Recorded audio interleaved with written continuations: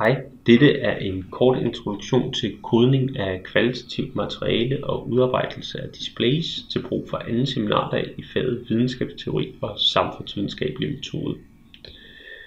Et typisk problem i kvalitative studier er, at man har indsamlet en stor mængde data, som det kan være vanskeligt og uoverskueligt at begynde at analysere på grund af dataenes ustrukturerede karakter. Det bliver ofte kaldt 1000-siders spørgsmålet, med henvisning til de mange sider transkriberede interviewtekst, som kvalitative interviewundersøgelser hurtigt producerer. En strategi er derfor at komme i gang med at analysere dataene allerede efter første interview.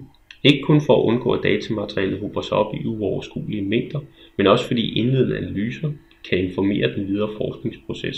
For eksempel føre til genovervejelser af studiets teoretiske og begrebsmæssige kontekst, eller i forhold til metodevalg, datakilder, hvem man skal interviewe osv. I forhold til analysen kan man sondre mellem tre overordnede analysestrategier: kodning, udarbejdelse af displays og mere dybdegående fortolkende analyser, der forsøger at forstå dataene i deres helhed. Det her oplæg fokuserer på de to første af de her strategier. Kodning af kvalitativt tekstmateriale vil helt konkret sige, at man til et stykke tekst knytter nøgleord eller temaer, der refererer til indholdet i tekststykket. Teksten brydes således op i mindre dele, som gør det muligt at forbinde, sammenligne og kategorisere tekststykker i forhold til hinanden. Det kan gøres gennem to overordnede kodeprocesser. En åben kodningsproces, hvor man induktivt genererer koder i form af nøgleord eller temaer, der repræsenterer indholdet af tekststykker i datamaterialet.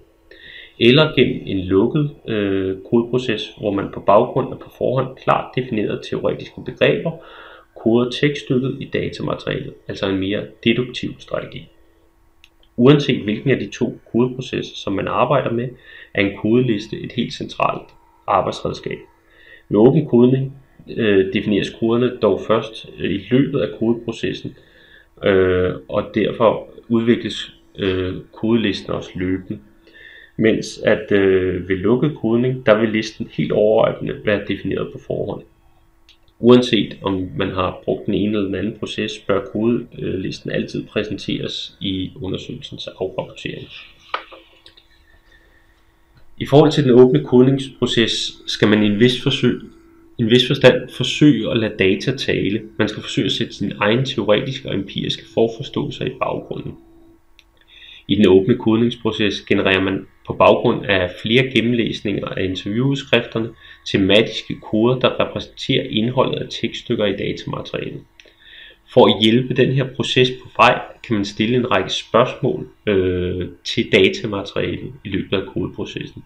Hvad er det her? Hvad foregår der? Hvad laver folk? Hvad siger folk? Bestemte tekststykker kan sagtens kodes med flere forskellige koder. Og i den åbne kodningsproces kan man arbejde med relativt mange koder, og koderne kan ændre sig i løbet af kodeprocessen. Antallet af koder skal dog efter, at den åbne tekstnære kodning er færdiggjort, reduceres gennem opstillingen af mere generelle og abstrakte koder.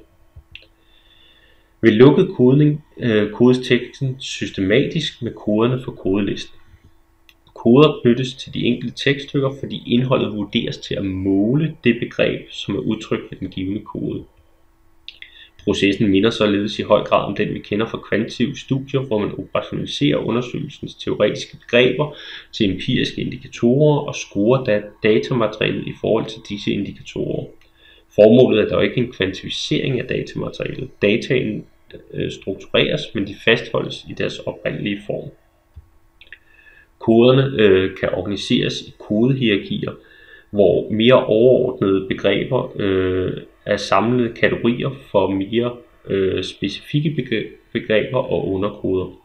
Fordelen med kodehierarkier er, at det letter håndteringen af mange koder, når disse kan blive systematisk relateret til hinanden. En tommelfingerregel siger dog, at det kan være svært at arbejde med mere end 10-15 koder og det dobbelte antal underkoder. En videreførelse af kodningsprocessen kan gøres i udarbejdelse af et display. Et display er en koncentreret fremstilling af kvalitative data i relation til nogle teoretiske eller empiriske relevante dimensioner i problemstillingen. Displayet udgør ikke kun en efterfølgende formidling af dataene, men er en integreret af hele forskningsprocessen, hvor de kvalitative data indsamles, ordnes og tildeles mening. Displayet er således for det første et redskab, som kan hjælpe forskeren med at systematisere data og strukturere analysen, og for det andet også et redskab, som kan være med til at tydeliggøre sammenhængene mellem data, analyse og konklusioner for læseren. Et display skal udarbejdes under iagttagelse af 3 overordnede regler. Autenticitetsreglen, som siger, at sammenfatningen af data skal baseres på data i deres autentiske form, så vidt muligt i hvert fald. Det betyder ikke nødvendigvis, at citater skal gengives i deres fulde længde og ordlyd, men derimod at datakoncentrationen til nøgleord eller temaer eller lignende skal ske med udgangspunkt i de autentiske data.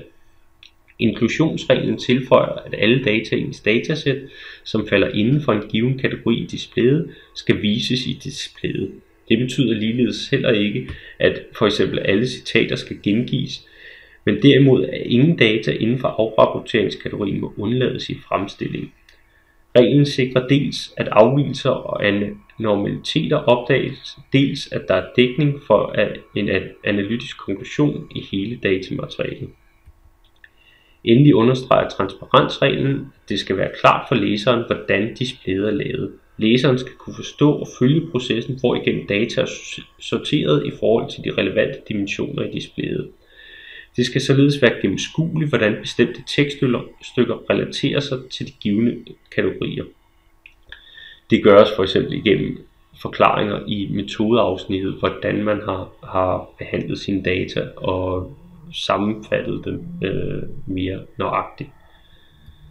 Rent praktisk kan displays opstilles og præsenteres på mange forskellige måder. Det vil dog i de fleste tilfælde være opstillet som matricer. Ikke alle celler i matricen behøver at indeholde data. Hvis displayet ellers i øvrigt er meningsfuldt, kan en tom celle være ganske informationsrig. Opsummerende ganske kort, såvel kodning som udarbejdelse af display handler om at sammenfatte og systematisere data og gøre processen gennemskuelig for læseren.